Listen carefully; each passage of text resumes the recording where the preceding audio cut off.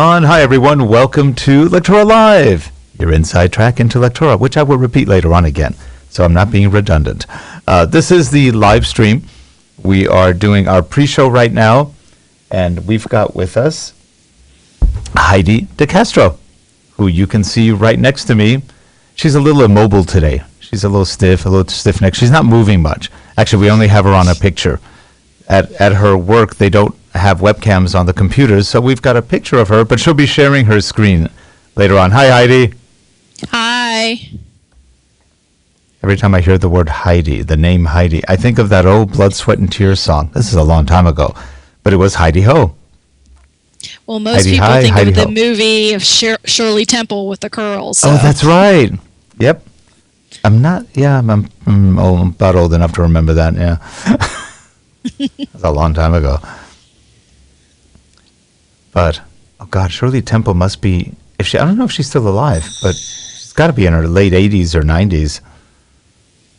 Probably. Yeah, she's been around forever. So we're just going to go to, real quickly, our shots. That's going to be your shot there. And then the only other shot we'll use today is this one. And I'll start off the show on this one. So I think we're ready to start the show. So we're going to start the show in 3, 2, and 1. Hello, everyone. Welcome to LectoraLive, your inside track into Lectora. I'm Rick Zanotti, and today we've got a great guest coming right up. Bye-bye.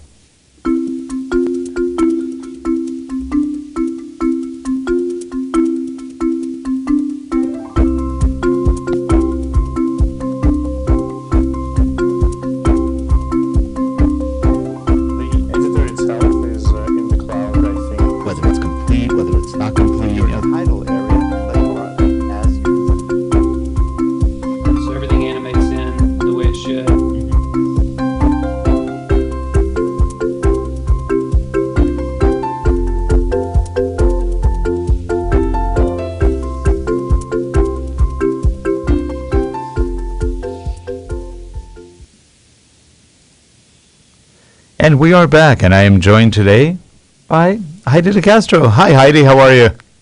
I'm good. How are you, Rick? I am doing great. And by the way, thank you. Heidi came on last moment. We originally had somebody else scheduled for today. They could not make it, and Heidi jumped in. So we appreciate that very much for your flexibility. We thank you. So, Heidi, you've been involved with Lectora for a long time. Yeah, I was... when I accepted this, I was thinking, like, how long have I been using it? And I think it's since about 2005 or 2006. Yeah, you're about like us. We got in about the same time. But that was probably Lectora 6, right? I think so. Yeah. Did you get the little, what was it, the surfboard and the lunchbox? Yes. Yeah. Yes. That was fun. It was totally useless, but it was fun. It was fun. Yeah. And those are the good old days. Now you download it. Exactly. I know. It's not as exciting to open up that package and get that lunchbox. No. But you've been using Lectora a long time. You have seen a lot of changes. Yes, I have. And definitely, and a lot of good ones. Yeah, it's changed in a lot of different ways. A lot of new things added to it. And I'm just surprised at how much they can keep adding. Which is definitely good. Now, you've been to almost all of the Lectora user group shows except this one. Yes. Now, is that because I went? Is that's the first time I went? I think I scared people off, so I don't know. No, for me, I switched jobs, so didn't quite get in the budget for me to go. Yeah, it was fun. It was fun. There's a lot of good people there, and the Lectora folks or the Trivantis folks really are just so hospitable in every which way. They put on a good show. They had just a lot of good people there, and they had all the developers there, which is fun. You get to meet them, and they did something I've never really seen at a show, and that's an Ask the Experts. They were the genius people from the Apple bar, or whatever they want to call it. They really were there. They were there to help people with problems, to talk, to chat, to ask what people like, what they didn't like. That was classic. That was very good. That's definitely one of my favorite parts of that conference. The funny thing is, I met Daryl Flary Mm-hmm. at my first couple conferences, and that's when he was an end user. Oh, So how funny. he would actually sit on the end user side, and he would like a list of questions, and it Mm-hmm. was a free for all back then. And he would just go and ask all the questions, and it was hysterical because I would love to see what he asked. He's good. I love Daryl. And by the way, if you don't know, he just got married. Oh, he did? He was at the show. He Wow. had just gotten married. So it was a congratulations to Daryl. I love him. He's my buddy. Yeah, he's a great guy. And I didn't get to talk to him much. Actually, it's funny. Everybody was really busy at the show. So we got to talk to a couple people here and there, but not for extended times. Everybody was just running around. But we did meet some great developers. I hung out quite a bit with Renee Morgan, also known as Morgan el Pirata, the pirate. Listen, you remember the old story of Morgan the pirate? Well, his great No, I grandfather, don't. his great grandfather may have actually been Morgan the pirate. Oh, that's too funny. So we had a lot of fun with him. He's a great guy. He was shooting a lot of the videos, and he created a video of the show while we were at the show. It was great. That's great. So it was a good show, good showing, and everybody had a pretty good time. I'm looking forward to doing it again next year and seeing where they go next year. I don't think they've announced location yet. They usually don't announce it right away, so it's always a good. Yeah, they You tend know, to go wait for it. bi-coastal and then in the center, so it's hard to say. I think we're maybe due for this coast. I'm not sure. So Yeah, it's last year was in Nashville, and I went to that one, and then the year before that was Beverly Hills. So so maybe, and then this year was Florida. South. So maybe they'll either go back Midwest or head back west. We'll have to see. If it's Midwest, there's a chance I could probably get to go there. So Well, we'll have We'll to shoot see. for the Midwest then. Maybe they'll do Cincinnati again. they haven't done that in a long time. So Oh, it's been a and while? those were well attended. Yeah, I can imagine.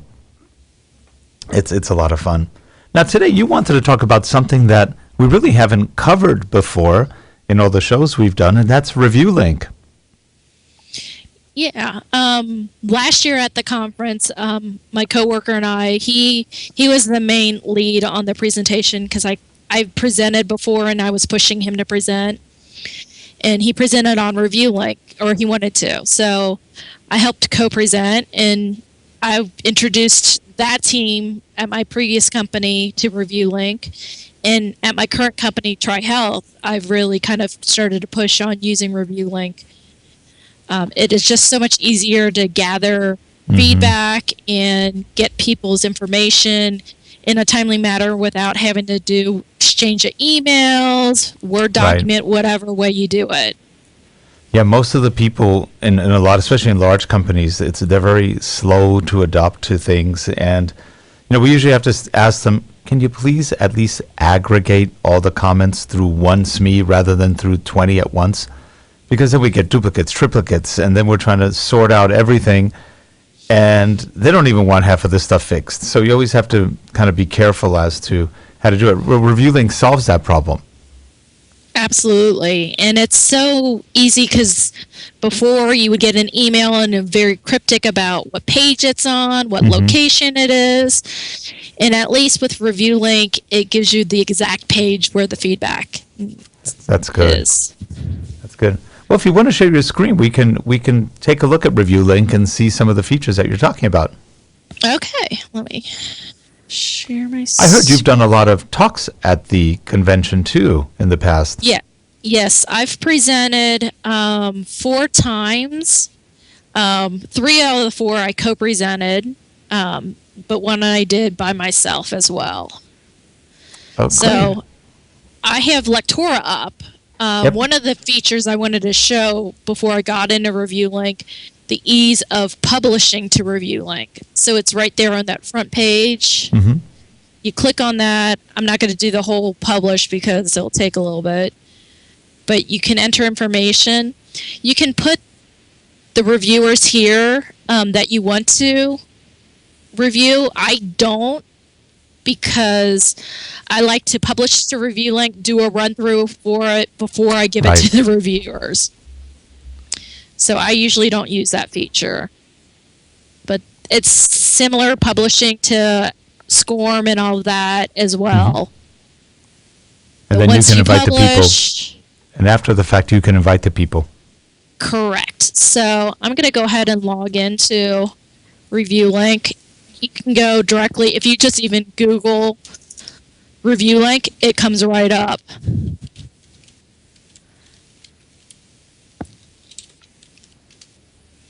So one of the concerns I know of a lot of people had about ReviewLink, it's because it's hosted outside of your firewall.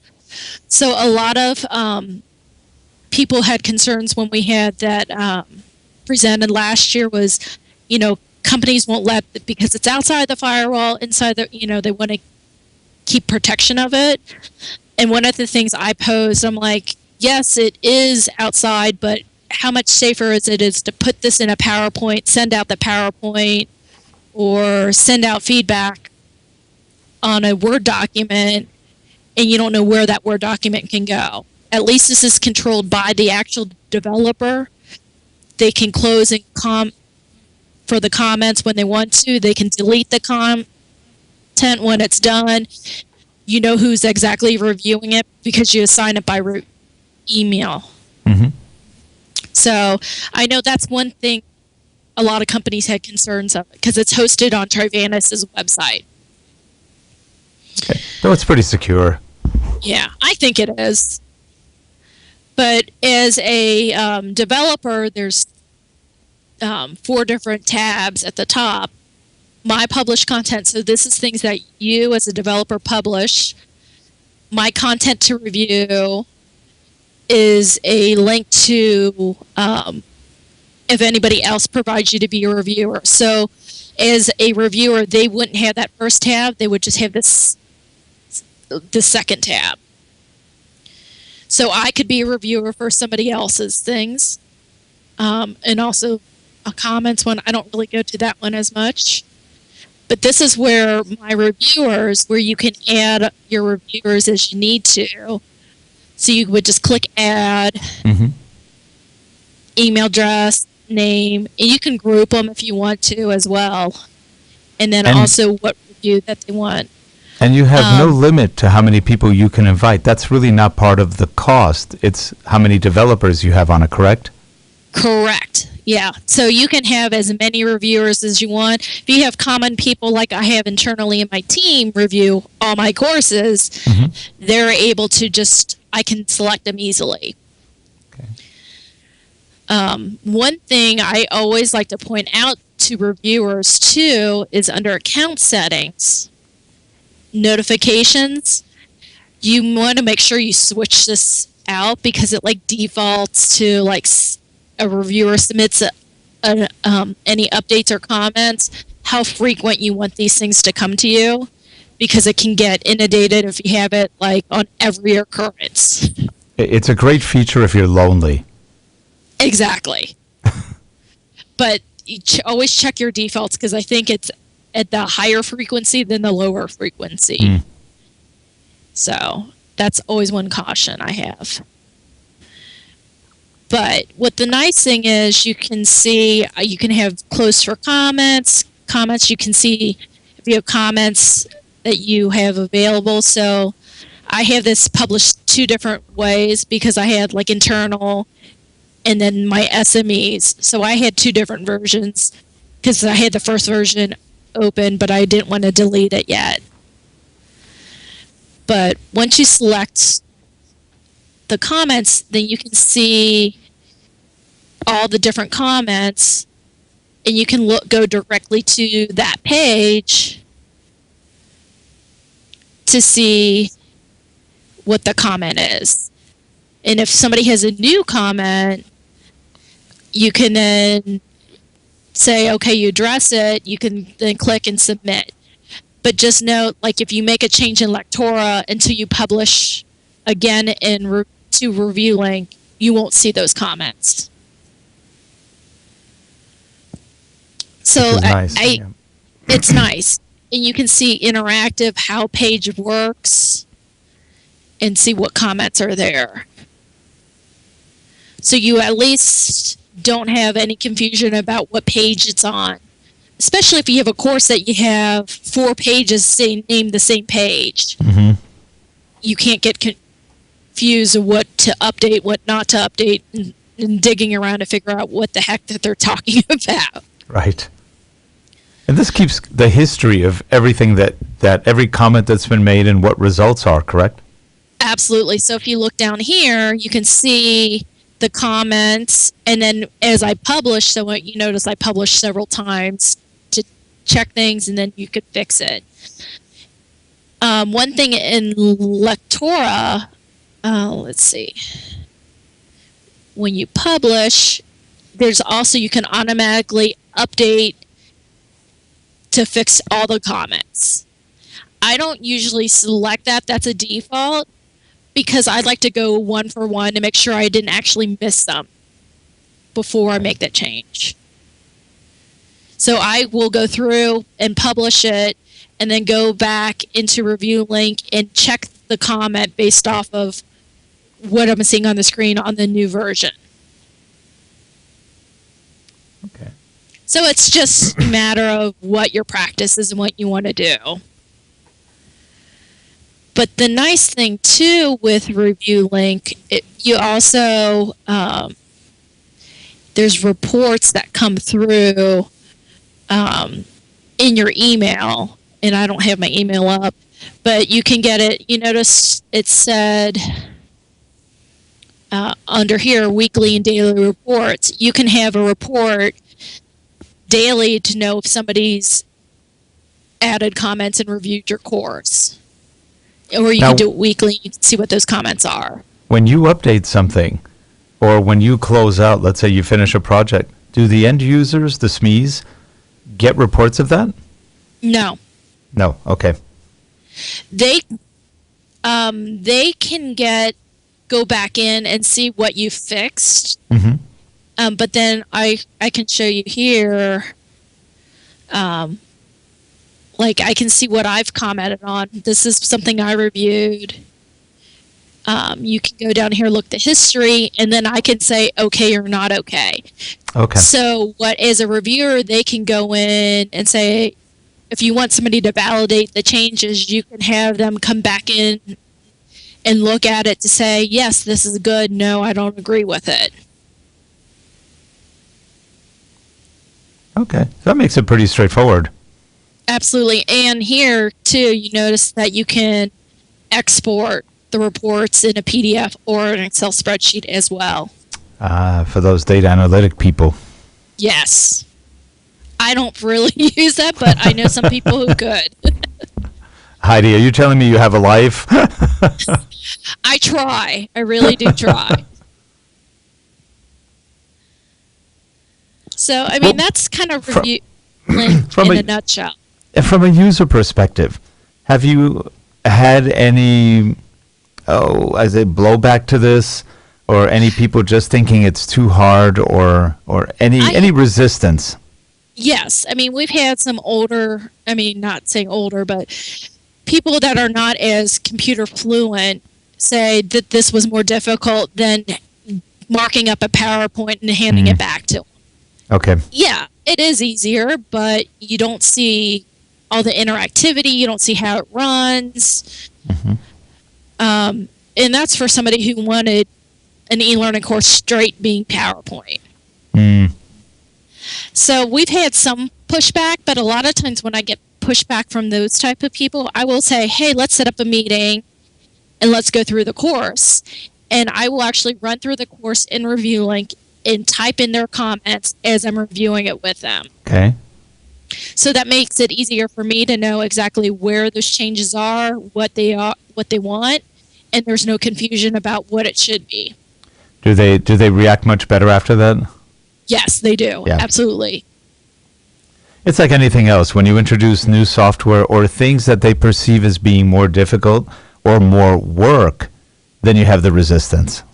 Absolutely. Change is always scary for anybody. Yeah. It actually doesn't look that hard to use. It really isn't. I had, when Lectora Online first came up, I actually had my previous company, they had bought Lectora Online license because I wanted the review process of it. I had previously had been just uploading a course to a internal website, and then having a spreadsheet of all the page names and had them fill out, what comments and feedback they had that way, and sending it back and forth. And I knew Lectora Online had a really good review feature. There's some things I like about Lectora Online better for that, but I've then come back and did ReviewLink, and I love it. Are they different, the review features between online and ReviewLink? It is. Lectora Online uses more of the notes status. Okay. So you notice in Lectora Publisher you have that add notes. So a lot of it's using a lot of that, and comments using it that way. The one thing I like about that is you have control of your reviewers' system access. So you have control of changing their password. You can see if they actually went in and reviewed it. Because you'll say, people will get like, oh, I looked at it and looked great, and you're not even sure if they've gone in to ReviewLink and really did it or not. Okay. On Lectora Online, you can check that. Okay. And also, if they have a problem with their password, you can reset it versus having to send them to Trivanis to fix it. So ReviewLink will also work with Lectora Online? I believe so, but I can't guarantee it. I don't know. I haven't used Lectora Online in a while. Okay, you're on the publisher version right now, desktop? Yes, I'm on desktop. Now, there is one feature they just added to Lectora Online, which isn't in desktop yet, and that is a page fade. Ooh. Finally. I need to send John Blackman a thank you note. I've been hassling him for years on that one. But yeah, in the online version, you now have a page fade. So it gives you a pretty smooth, nice, clean transition between pages. That's nice. Notice that. Come a long way on online. I mean, partly I wish I had it, but I'm so used to using Publisher and Inspire. Yeah. It's a little different, but I love the convenience of online because wherever you are, hey, I'm in. Well, and the convenience of it, actually, I had done, one of my conference talks was Lectora Online. It is great for any collaboration on a course.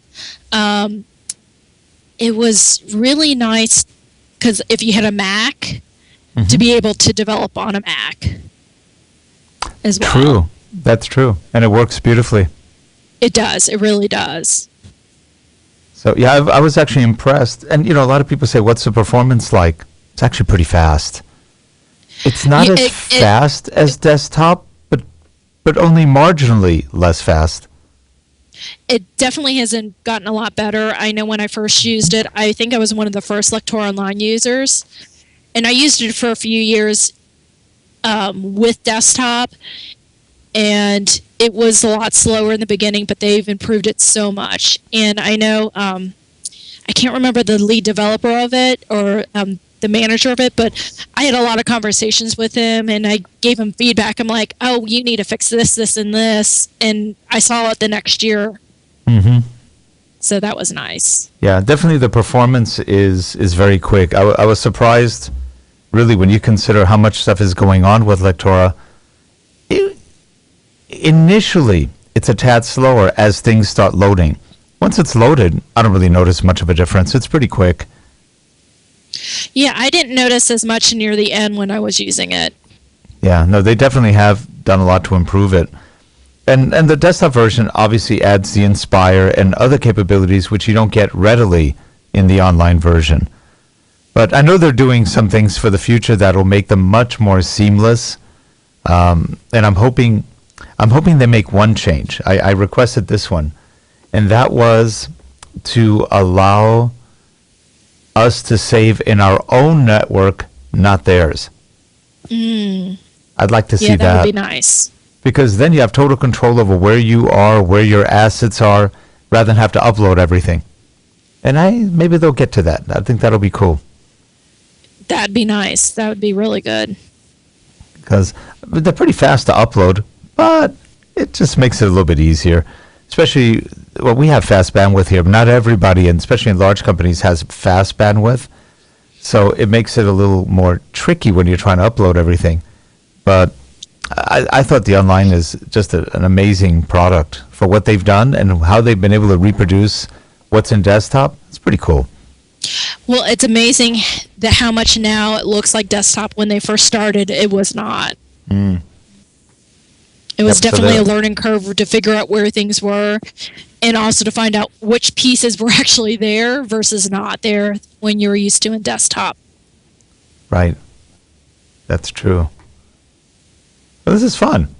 This is fun. What kind of work do you usually do with Lectora when you develop? So now I am at TriHealth, and so whatever courses are requested of my department, I do. So we're kind of like the internal consultants for the entire health system. So I have done anything from a patient experience for a whole new building that was coming up live. So they were retweaking the whole how this patient's experience was once they first entered into the hospital, or not the hospital, the office building. So it's a new facility where they have basically every outpatient service available to the patients. So they wanted to take a new step back on how do we handle our patients and how we deal with them, from doing a whole course on discussing for new hires nursing professionalism. I've done one for our hospice organization for a competency that they're doing for their annual renewal for education. So, I mean, really across the board, I have another project that's coming about using one of our HR systems. So it's a broad spectrum of whatever training that they need in an e-learning course. I could be asked to develop a course to go with it. That's fun.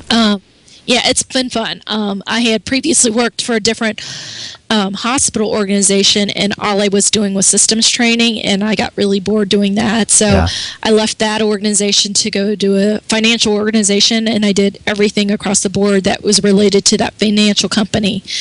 And now I'm back at healthcare. So it's been interesting because I get to learn a lot of different topics, but trying to make it interesting and innovative to make the e-learning more than just a click buy, click, click, click. I try to make it more interactive, more scenario based, make it more of the user defines where they want to go versus telling them, okay, you need to click next and then click next again.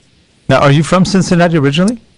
I am. I actually grew up in northern Kentucky, which is just right across the river from downtown Cincinnati. Now, I have to make a comment.